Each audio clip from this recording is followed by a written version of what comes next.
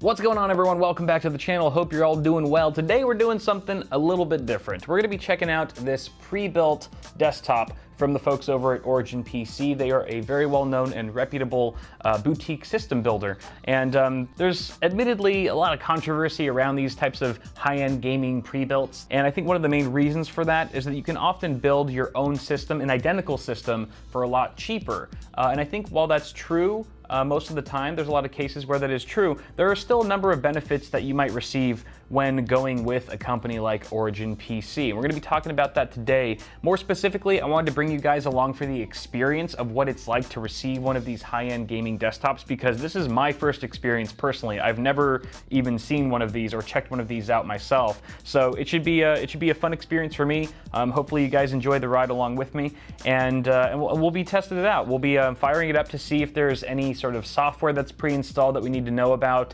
what the gaming experience is like, if it's just as overclockable and just as fast as a regular DIY system that you might build yourself, including what it all comes with, you know, the accessories and things like that. First off though, before I get ahead of myself, I did want to plug the giveaway that's currently ongoing with Fractal Design and the folks over at OriginPC to win this exact system right here. This is a $3,800 rig, their Neuron system featuring a 7700K Core i7 from Intel and two GTX 1080 Ti's in SLI. If you want the full specs and details on how to enter, go ahead and follow the link in the description below. On that note, guys, let's go ahead and talk about what comes with this package. So first off, the system itself came in a nice big wooden box. We actually needed a screwdriver or a power drill to get it open, but it was really simple after that. And it also comes included with a shirt. You get a nice OriginPC shirt. We've also got what looks to be a bag of power supply cables for our EVGA power supply that's inside the system.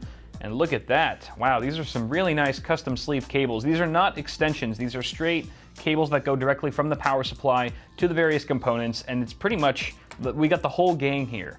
SATA, VGA, EPS, just Molex, all around. And this sort of reminds me that with a pre-built like this, at least they're using all standard universal form factor components, meaning you could upgrade and expand the system however you want at any time, and they've clearly given you enough cables to do that. So for example, if you wanted to swap out the GPUs later down the line that required different PCIe plugs, you're pretty much covered with this batch of cables. And don't quote me on this, but they look like they might be what's the word? Paracord sleeving. I'm not exactly sure if that's what this is. Whatever it is, it's really nice. So I'm sure most users will be happy with the quality there. And then we've got this OriginPC box, which I would imagine is filled with some motherboard accessories. We've got our AC cable, of course. Yes, motherboard accessories like the Wi-Fi antenna for the motherboard.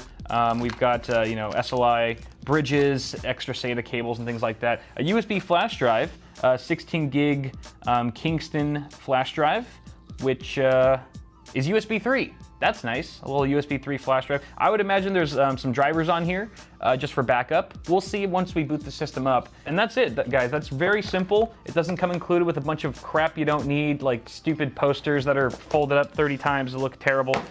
So it's pretty much just the essentials, which is already a good sign. So why don't we go ahead and boot this guy up for the very first time and see what we find on the desktop.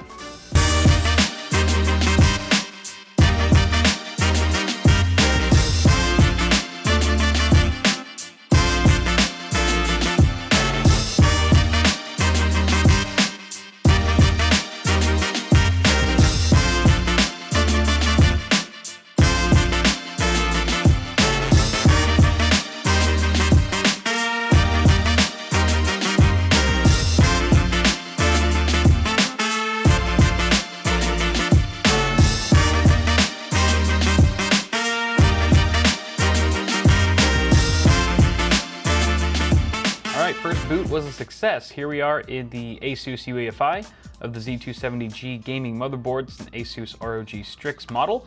And let's see here, we got some overclock settings. It looks like folks over at Origin have already dialed us in a nice XMP profile for our memory, DDR4 2667, very nice. They've also done an all-core overclock on our 7700K to 5 gigahertz, beautiful.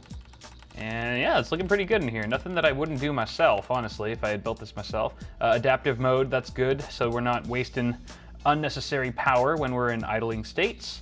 So beautiful, this is looking pretty good. I'm gonna go ahead and boot into the desktop now. Check out our Windows environment. So here we are right off the bat. Something tells me that this is not a default Windows 10 background. Looks like Origin's had some fun here. On the desktop, you'll find icons such as this PC, recycle bin, and a PDF, OriginPC README.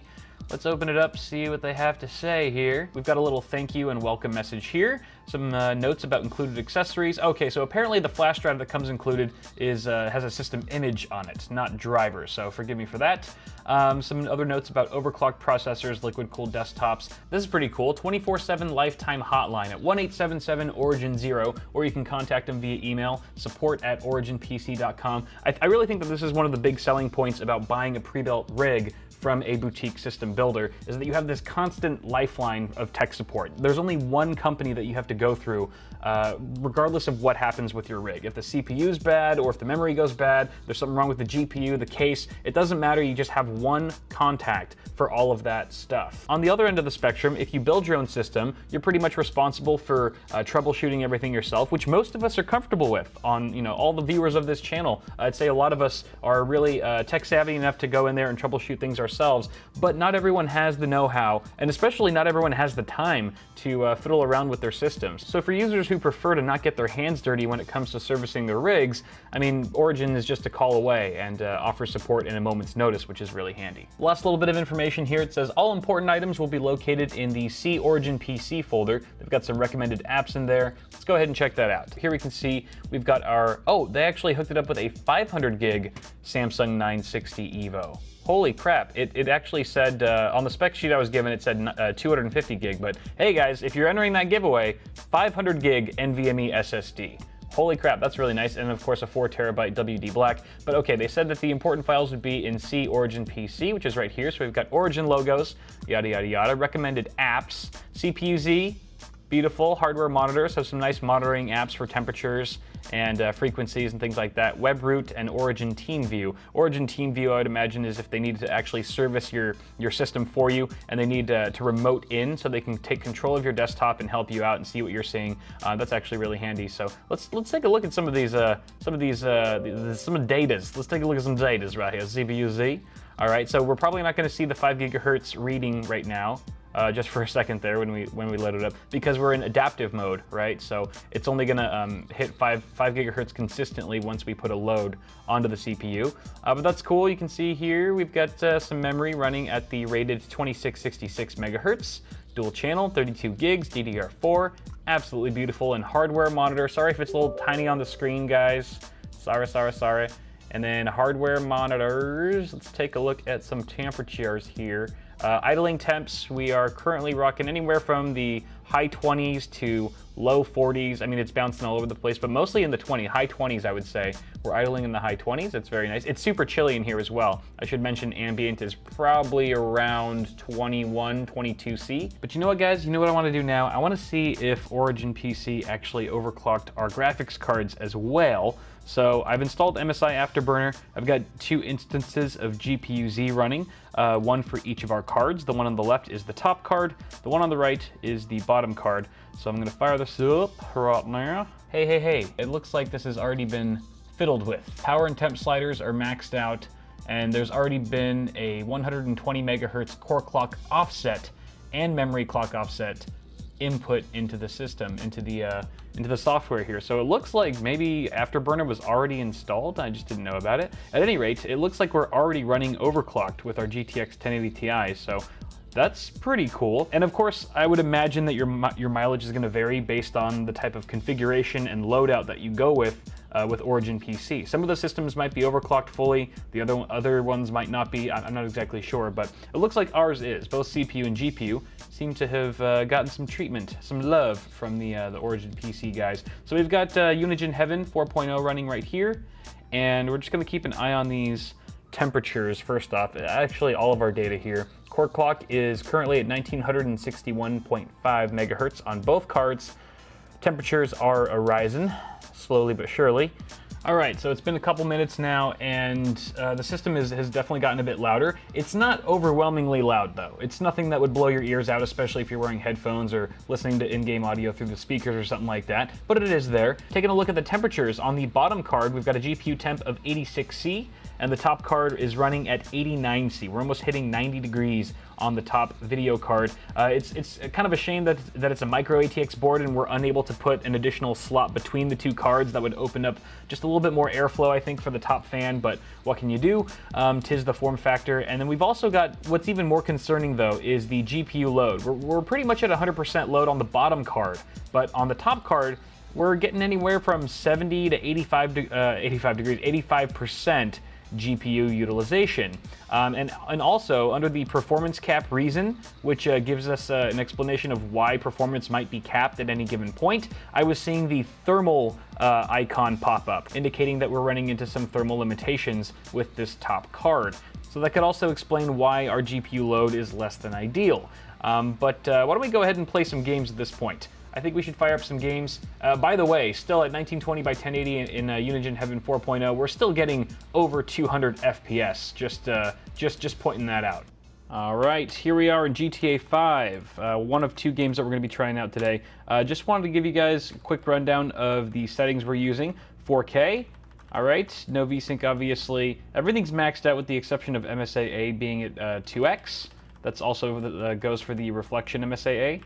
But everything else is completely maxed out. All right, so we're rolling through the streets here, and it looks like we're getting anywhere from 90 to 110 FPS, depending on the textures in the scene and things like that.